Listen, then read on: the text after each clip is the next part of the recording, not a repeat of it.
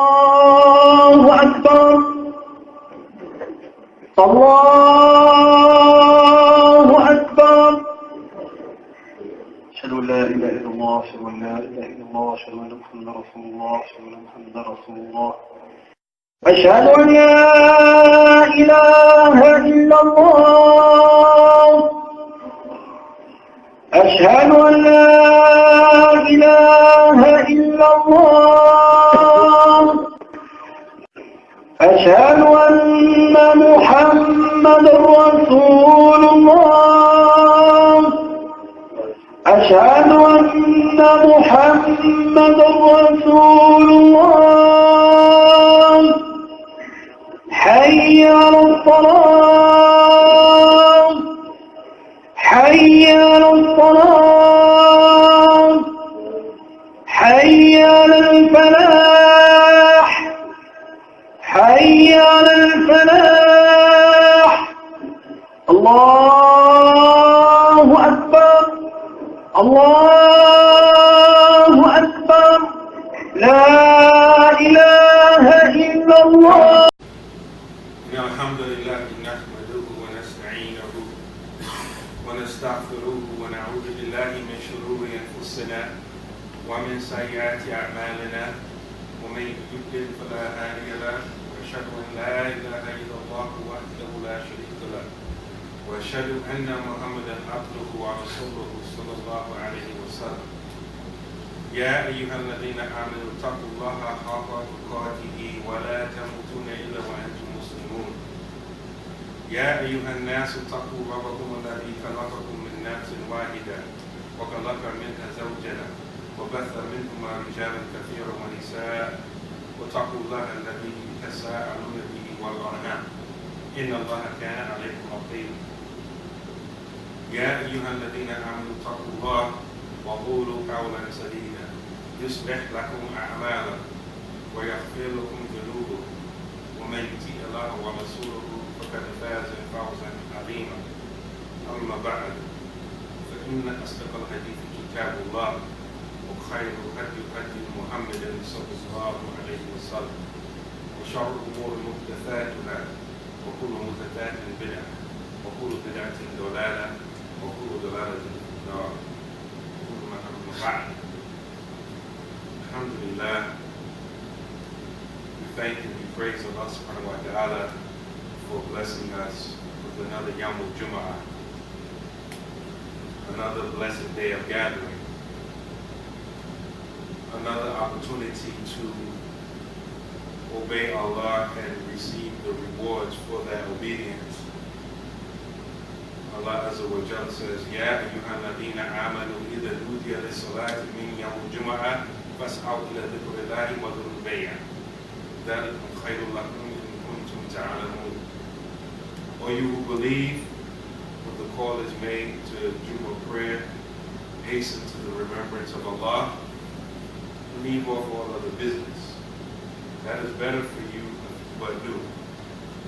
This is why we're here. We're not here because it's our lunch break. We're not here because for any other worldly reason. We're here because Allah commanded us to do it, and Allah does not benefit from the command. We benefit from adhering to the command. Alhamdulillah, I want to encourage you all to really reflect on each and every one of you all's individual situation.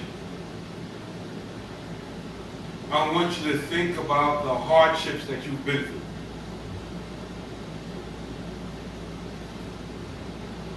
Some of us have been in prison before. And being in prison, for example, even if you have a short bid or short time in prison, there's no guarantee that you're going to come out.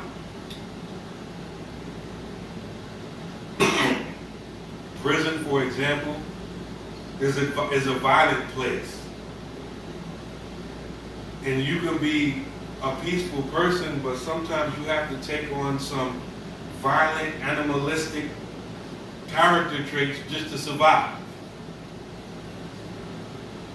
Many people don't make it out of prison. Those of you who have been in prison and you're here, reflect on that. You don't have to be here. One of our brothers, he's a chaplain in the prison. He told me that if he don't go to work on Jumu'ah, they will not let the prisoners out for Jumu'ah. You have the free will to come here for Jumu'ah. For those brothers, if they lock the cell block, they cannot come out for Jumu'ah. You drove here, you walked here, you took the bus here. Those of us who've been in that situation before, think about that.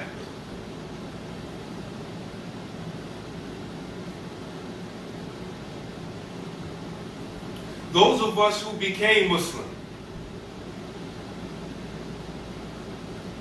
those of us who weren't always Muslim, we were born to non-Muslim parents.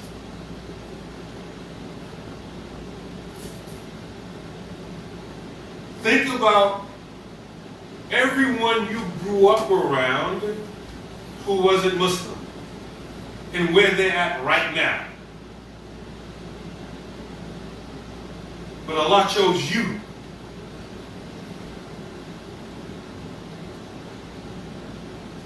Sometimes we get too caught up in the moment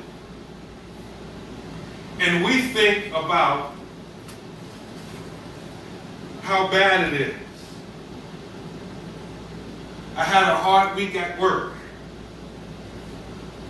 How bad or how rough or how inconvenient this particular day, week, or month, or even year is.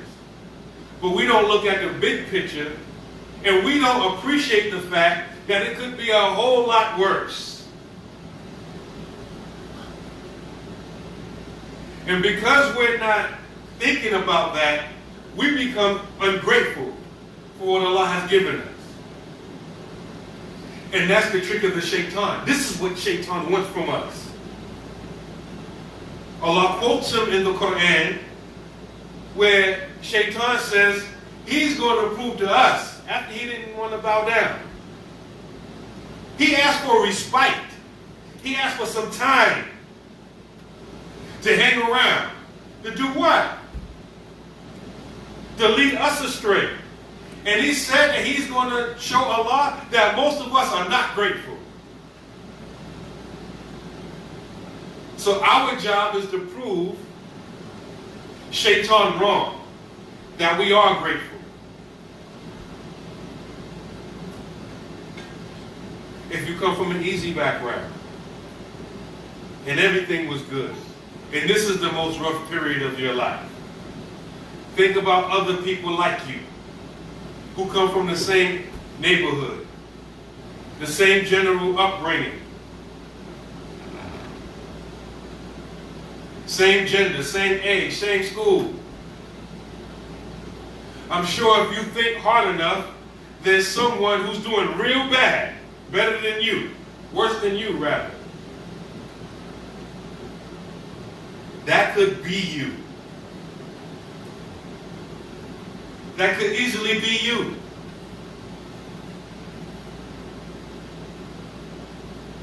But it's not you, you're here. And this is what the Prophet sallallahu alaihi wasallam, he suggested that we do. He said that we should not look to those who are doing better than us. We should look to those who are doing worse than us. Because when and if we look to those who are doing better than us, we will become ungrateful for what Allah has given us.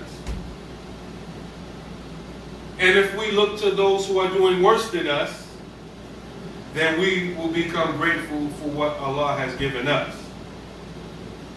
The key is to stay grateful.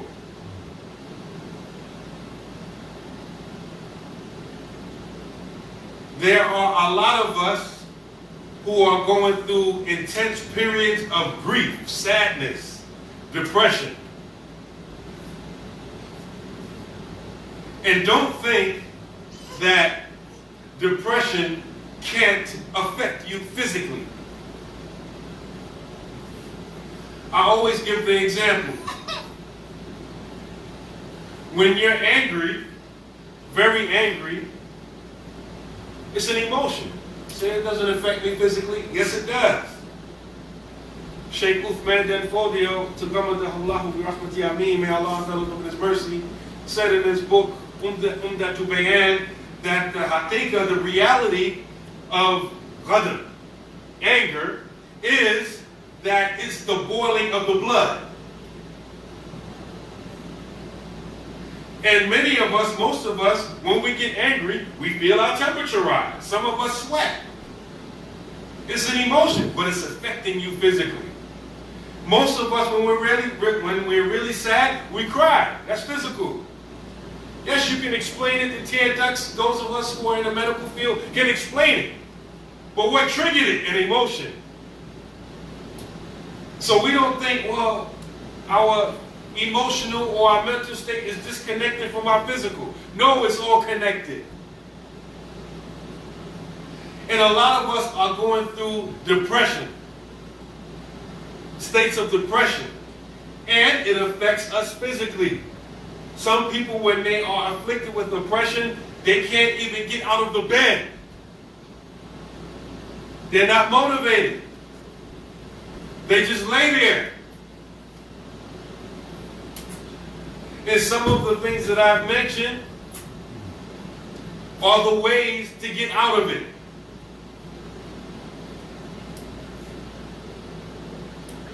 Yes, you may be sad. You may be going through something. But it could be a whole lot worse. And when someone tells you what they're going through, a lot of us, we compete in these things that we shouldn't compete in. Can y'all brothers move up? We need to sit in ranks anyway.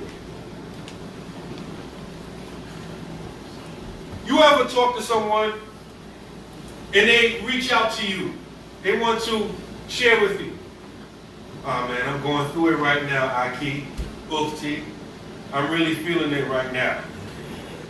And then they say, oh man, that's nothing. I've been through something 10 times worse. This is not a grief competition. Some of us are like this. Or even the opposite. Oh man, alhamdulillah, Allah bless me. I made X amount of money this week on my job. Oh man, that ain't nothing. Man, last month I made this much. Come on, it ain't in competition.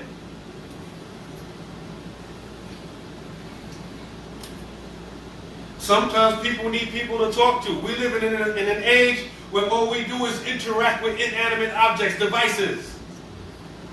We need that human interaction. And when someone reaches out to you, it's not a competition. They could have just went on Facebook and posted. But no, they chose to talk to you. Listen to them. What I mean is listen and reflect. Maybe all they want from you is to listen. Maybe they want some advice. But if you're not listening, you're just trying to, oh, you real sad, you feel like killing yourself? When I killed myself 10 times last month. What's wrong with you?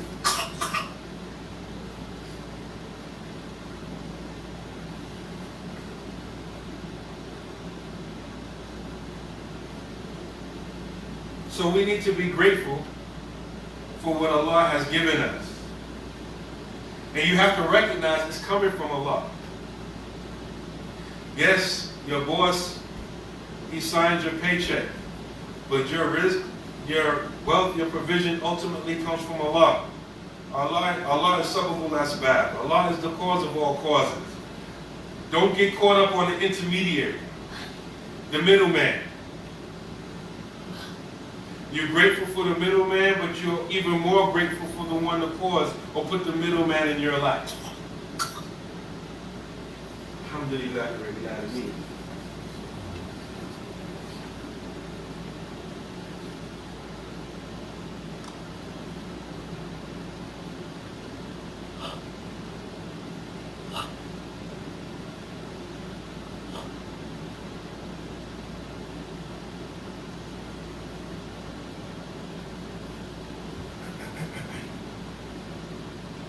الحمد لله رب العالمين وأفضل الصلاة وأتم التسليم على سيدنا محمد وعلى آله وصحبه أجمعين ورضي الله تعالى عن السادة التابعين وعلماء العاملين وأئمة الأربعة المجتهدين ومقلدين إلى يوم الدين أما بعد. Brothers and sisters, Sabr, patience, is the price for success. Patience is the price that you pay for success. There's no way around it. And Sabr in Arabic is not like patience in English. When we say patience in English, a lot of times we get the idea of someone just sitting there waiting for something to happen or waiting for someone to give them something. Patience in Islam or patience in Arabic doesn't mean sit and do nothing. Patience means that you keep doing what you're supposed to be doing even though you don't see the outcome or the results that you want when you first do it. You keep doing it without the results. Patience is the price. You know, we're encouraged to read Surah Al-Kahf, Surah number 18, the chapter called The Cave from the Quran, every Yawm Jumu'ah. And if you read in Surah Al-Kahf, you know that one of the qasas, one of the stories in Surah Kahf is the story of Musa and Khidr.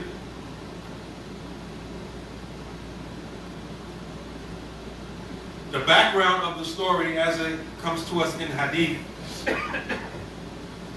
is that Bani Israel, the children of Israel, the people who Moses was sent to, asked Moses, who is the most knowledgeable person of all humanity? And he said, I am. I want to stop you right there.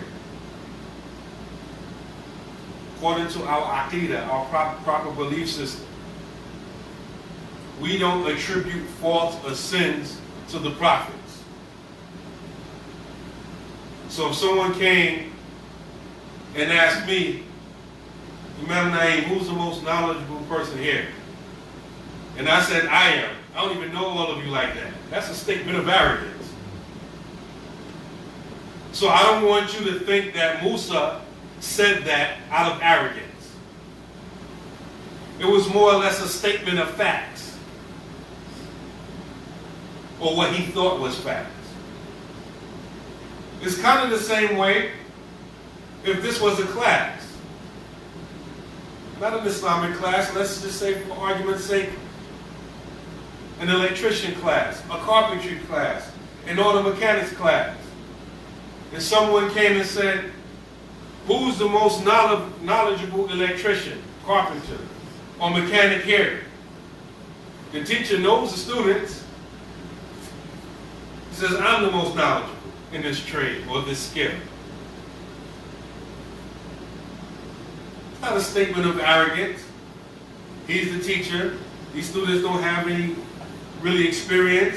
Most of what they know, he taught them. It wouldn't be a statement of arrogance. When Musa said that, Allah revealed to him that there's someone who I've given knowledge to from myself that I have not given you. Moses said, Ya Allah, I need to find this person and learn from him.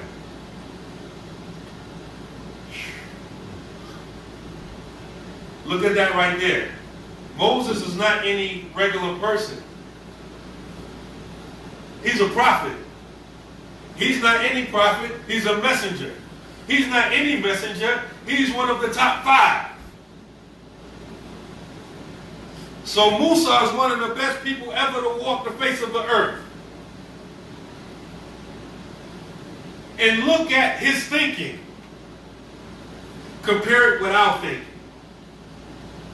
When we find out that someone is better than us at something we do, how do we think?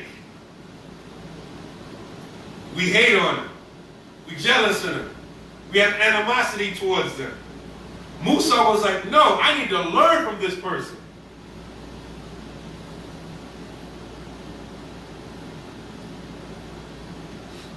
Allah told him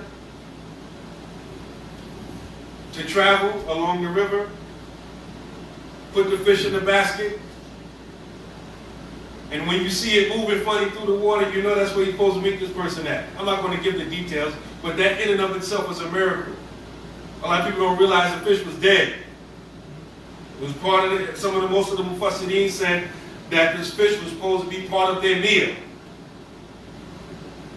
Musa is traveling with a boy, a servant, Fatah. What's not mentioned in the Quran is that this person, his name was Yusha bin Nun. A lot of you don't know that he took over Bani Israel after the death of Prophet Musa. A lot of people think, well, Harun did. Harun had passed already by the time Musa died. Allah made Yusha a prophet and he guided Bani Israel. So you see right here, last week we talked about the hadith of Jibril. You see right here the whole idea of a mentor or, the teacher-apprentice relationship right there. You can't get that from a cell phone. You can't get that from a knowledge-based WhatsApp group. Human and human relationship. Yusha is with Prophet Musa. He's a servant. That's how you benefit from someone, a teacher. You have to serve them.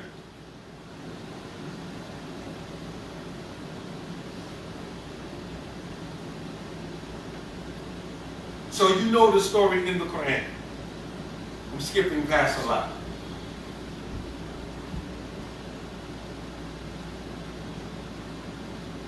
When Musa finally gets with Khidr, there's a lot of speculation on who he was or who he is. Some of the scholars say he's still alive.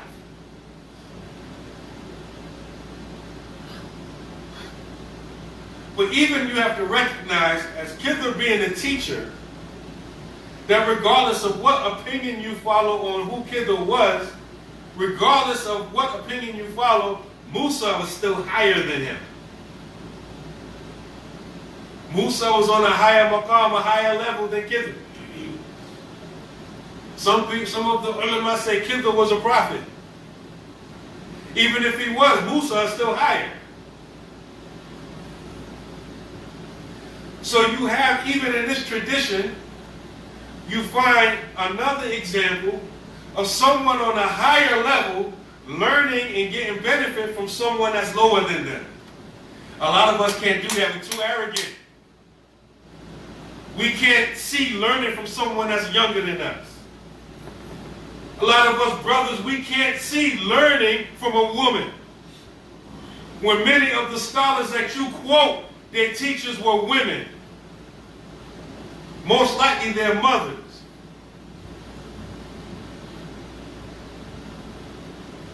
A lot of brothers can't see learning from their wives. A lot of adults can't see learning from their children. A lot of people from one ethnic group can't even imagine learning from people from another ethnic group. But here you find Musa learning from someone who's on a much lower level than him.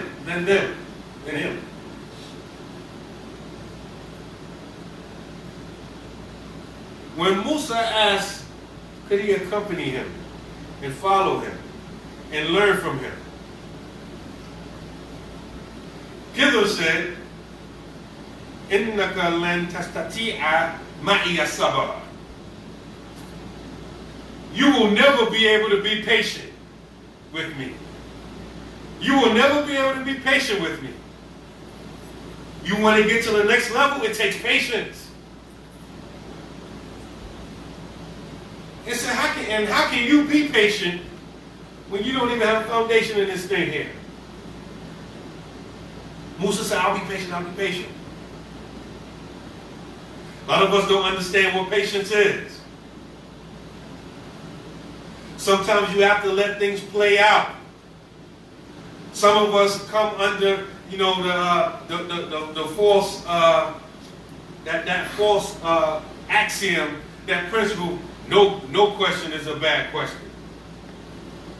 You find the Sahaba weren't like that. They kept their questions at a minimum.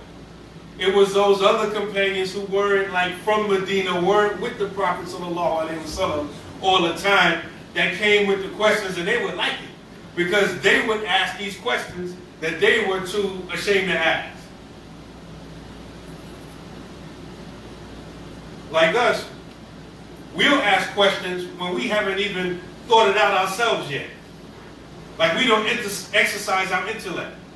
We'll ask questions to people when we didn't do any research. Some of us are on social media. And some people say, well, where's the hadith at? Or where's the ayat of Quran at? I'm like, subhanAllah, you don't do no research? You want me to read it for you too? Want me to send you a voice file on WhatsApp or do a Facebook Live reciting the verse for you too? No research, no effort. See, a lot of us don't understand part of the knowledge, part of the growth, part of getting to the next level is the effort. The Prophet ﷺ said in a well-known hadith, Talabul ilm faridatu ala kulli Muslim. Seeking knowledge is obligatory on every Muslim. He didn't say having message, it's the talaba. It's the going after the knowledge. It's the effort. Going back to the trades. I'm not a mechanic by any shot of the imagination. But I know how to change brakes. Disc brakes, I don't like them back brakes, the springs and all that kind of thing. I keep that. I did it before, too rough. Call my mechanic brothers in here to do that. The first time I changed brakes, I just took the thing off. Didn't realize when you put the new disc on there, without prying it open, it's going to be hard to put it back on the tire, on the thing, whatever, what you would call it, the shiny metal thing, right? That experience taught me that. So when I used to work on my own car, I had a nice big heavy flathead screwdriver. Before I take the old brakes off, I'm prying the thing open as far as possible. How I know that? Experience. Those times I saved a whole lot of money paying someone else to do something simple like that. Why am I saying all this? It's the effort. A lot of times we don't want to put in the effort. Yes, it's hard at first. Yes, you're going to make mistakes. But what you learn about the endeavor from your mistakes, you can't get it just from asking somebody.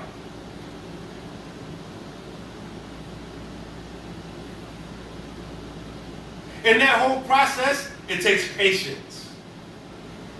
All of that is part of patience. You know the story in the Quran. They got on a boat. They let them ride on the boat for free.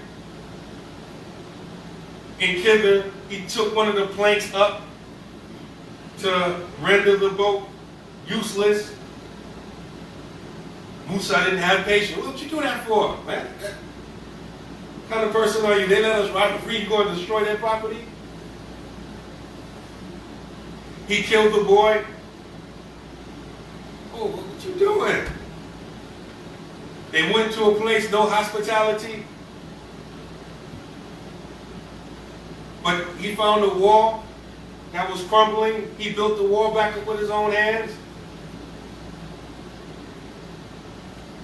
Musa questioned him at every step, not being patient. This is the separation between you and I. Let me explain to you the reasoning behind doing everything that I did. As far as the boat that I messed up, there was a king and he was seizing people's boats.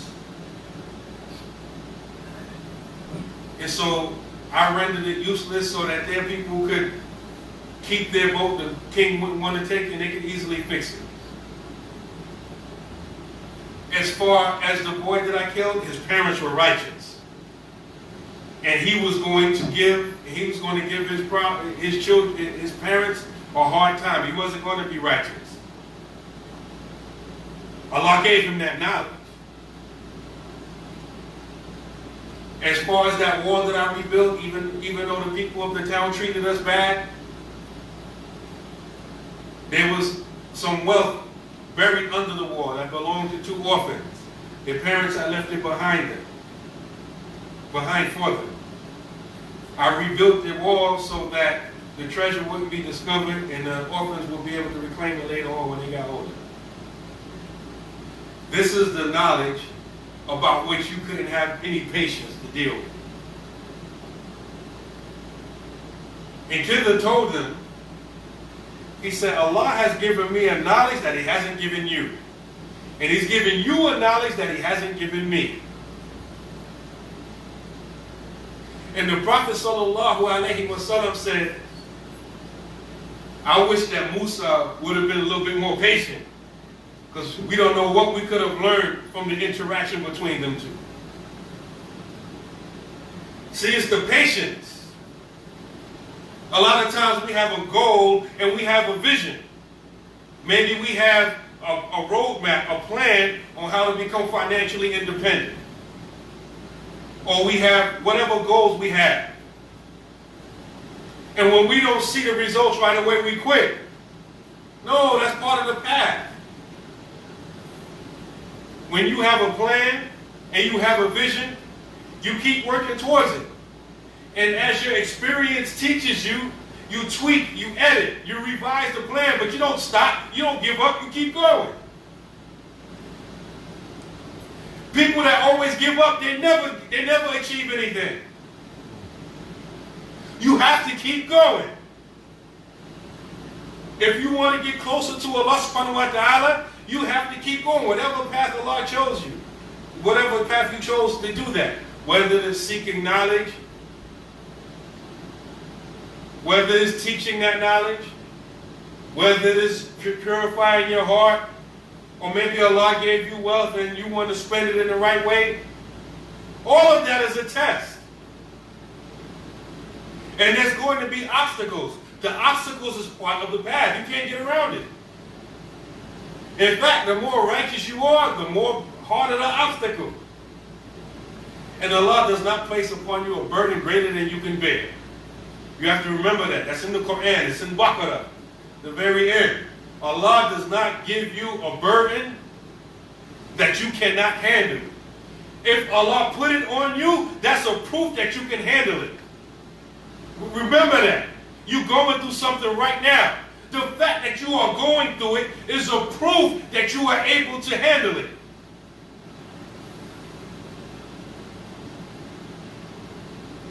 Because Allah is not a liar. It's on you, deal with it. Allah created you. Allah built you for this. And you have to be patient. Part of being patient is not complaining. You know, people complain all the time. It's not being patient. And it purifies your worship. It purifies your mu'amalat. Why? Because a lot of times we complain, we want people to help. Some of us, we be having it real rough, we don't complain, nobody knows. It's only between you and Allah. Allah will send you help. Sometimes we complain because we want help from people. Alhamdulillah, Rabbil Alameen. May Allah give us patience. May Allah give us success. ربنا اتنا في الدنيا حسنة وفي الآخرة حسنة وقنا